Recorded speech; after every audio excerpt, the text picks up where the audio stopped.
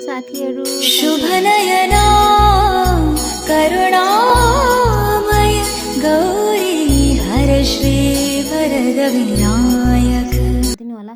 र कोले निर्जला एकादशीको व्रत बस्नुभयो प्लिज मलाई कमेन्ट बक्समा कमेन्ट गर्दै गर्नु होला। र आजको दिन मेरो यसरी बित्यो, नुहाई गरेर त्यसपछि यो सामग्रीहरू रेडी पारेँ। अनि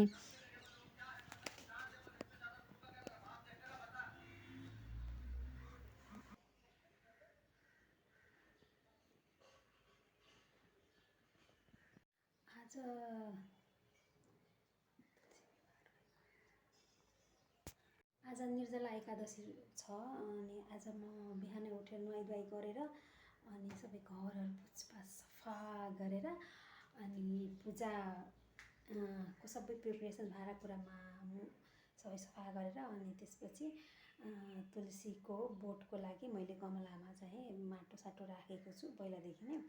अनि त्यसलाई आज चाहिँ रङरोगन गर्नुपर्छ, किनभने आजबाट तुलसी जन्मदिनलाई बीज रोप्ने हो, बिउ रोप्नको लागि। अनि सो मैले चाहिँ सबै त्यो प्रिपरेसन गरेकी छु। यहाँ हेर्नुहोस् त, यहाँ सबै मैले यसरी बाहिरबाट ल्याएर अहिले यसो किचनमा नजिक पूजा गर्न सजिलो हुन्छ भनेर यसरी राखेकी छु। यो को लागि माटोहरू मैले सबै यहाँ राखिसकेको छु। र केराको पातहरू केही अब जे भए पनि हाम्रो चाहिँ तुलसी माता भने लक्ष्मी र विष्णुको प्रतीक हो। सो केराको पातहरू लाएर यसो शुद्धिकरण होस्, राम्रो होस् भनेर राखेको हो। र सँगसँगै मैले यहाँ यसरी लक्ष्मी र हाम्रो विष्णु भगवानलाई विराजित गरेर प्रसादीहरू यसो चन्दन टीका फुल जे आफूसँग थियो त्यसैलाई नै राखेर पूजा गर्न गइराखेकी छु म। र जथाशक्ति तथा भक्ति भनिन्छ भगवान, र शक्ति अनुसारको भक्ति गर्ने हो। र यो छोटो ब्लग मेरो लाइक सेयर गरिदिनु होला। यो हाम्रो हिन्दूहरूको महान चाड र व्रत यो चाहिँ तुलसी विवाह छ। र हजुरहरू पनि हिन्दू भएर यो निर्जला एकादशी गऱ्यो भने राम्रो हुन्छ। र यो निर्जला एकादशी गऱ्यो भने कुनै अरू एकादशी गर्नु पर्दैन भनिन्छ भन्ने भनाइरहेको छ। र तपाईँहरू पनि गर्नुहोस्। र यो वर्ष नगरेकोलाई छुटेकोहरूलाई चाहिँ आगामी वर्ष गर्नु सक्नुहुन्छ। र यो अति नै राम्रो छ। तपाईँले धर्म हुन्छ यो हिन्दू धर्महरूले एकदम मानेको। र अरू कुनै एकादशी नगरे पनि यो गऱ्यो भने सम्पूर्ण एकादशीहरूको फल प्राप्त गर्न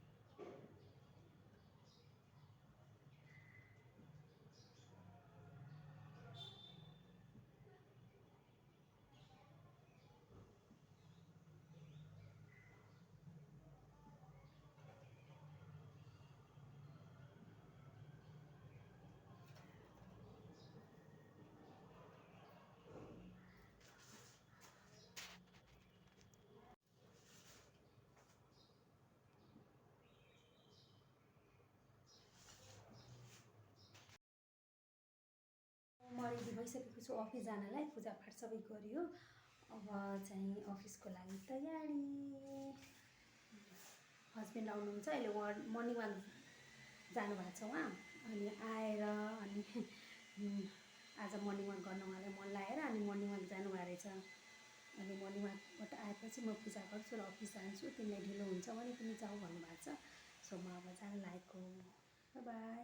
र मेरो च्यानललाई यस्तै सब्सक्राइब गरिदिनु होला, लाइक गरिदिनु होला र सेयर गरिदिनु होला प्लिज प्लिज प्लिज साथीहरू। Thank you. By by. Nirjala Ekadashi व्रत कथा। एक बार की बात है, भीमसेन ने व्यास जी से कहा, हे पितामह, भ्राता युधिष्ठिर, माता कुंती, द्रौपदी, अर्जुन, नकुल और सहदेव आदि सब एकादशी का व्रत करने को कहते हैं, परंतु महाराज मैं उनसे कहता हूँ कि भाई मैं भगवान की पूजा आदि तो कर सकता हूँ, दान भी दे सकता हूँ, परंतु मैं भोजन के बिना नहीं रह सकता। जिसका उत्तर देते हुए उन्होंने कहा कि हे भीमसेन, यदि तुम नरक को बुरा और स्वर्ग को अच्छा समझते हो तो प्रत्येक मास की दोनों एकादशी तिथियों को अन्न मत खाया करो। भीम ने फिर कहा, हे पितामह, मैं तो पहले ही कह चुका हूँ कि मैं भूख सहन नहीं कर सकता। अगर साल में कोई एक ही व्रत हो तो वो मैं रख सकता हूँ, क्योंकि मेरे पेट में व्रक नाम वाली अग्नि है। सो मैं भोजन किए बिना नहीं रह सकता। भोजन करने से वो शांत रहती है, इसलिए पूरा उपवास तो क्या, मैं एक समय भी भोजन के बिना नहीं रह सकता।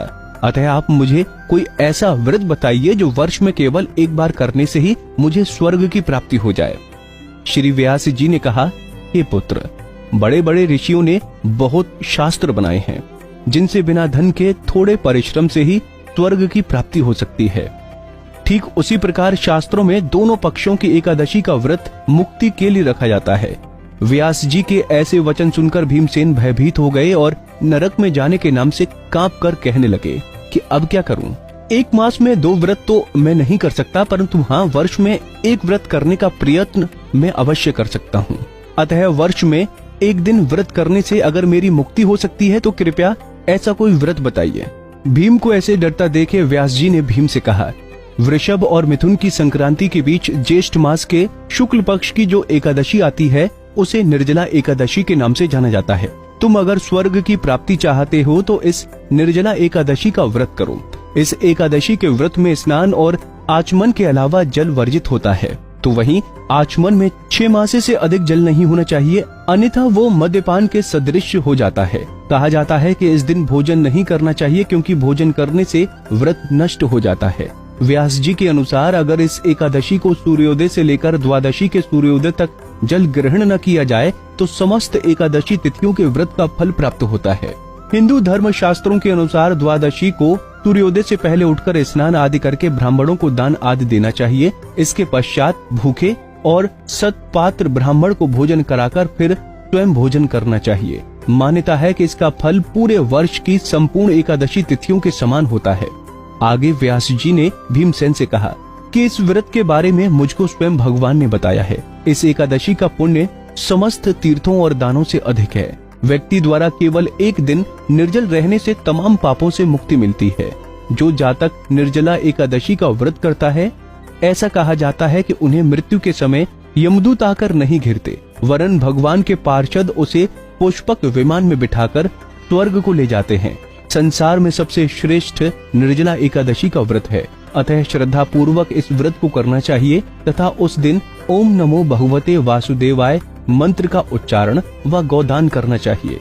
धार्मिक कथाओं के अनुसार इस प्रकार व्यास जी की आज्ञा अनुसार भीमसेन ने इस व्रत को किया, अतः इसलिए इस एकादशी को भीमसेनी या पांडव एकादशी भी कहते हैं। धार्मिक कथाओं के अनुसार निर्जला व्रत करने से पहले भगवान से प्रार्थना करना चाहिए कि हे भगवान, आज मैं निर्जला व्रत करता हूँ, दूसरे दिन भोजन करूंगा, मैं इस व्रत को श्रद्धा पूर्वक करूंगा, अतः आप अपनी कृपा से मेरे सब पाप नष्ट कर दें। ज्योतिष शास्त्र के अनुसार इस दिन जल से भरा हुआ एक घड़ा वस्त्र से ढककर स्वर्ण सहित दान करना बेहद लाभकारी माना जाता है। हे कुंती पुत्र भीम, जो पुरुष या स्त्री श्रद्धा पूर्वक इस व्रत को करता है उसके लिए अग्रलिखित कर्म करने आवश्यक होते हैं। प्रथम भगवान का पूजन, फिर गोदान, ब्राह्मणों को मिष्ठान व दक्षिणा देनी चाहिए, जल से भरे कलश का दान करना चाहिए। इसके अलावा इस दिन अन्न, वस्त्र, उपहान यानी जूती आदि का दान करना लाभदायक होता है। तो वहीं जो मनुष्य भक्ति पूर्वक इस कथा को पढ़ते या सुनते हैं उन्हें निश्चित ही स्वर्ग की प्राप्ति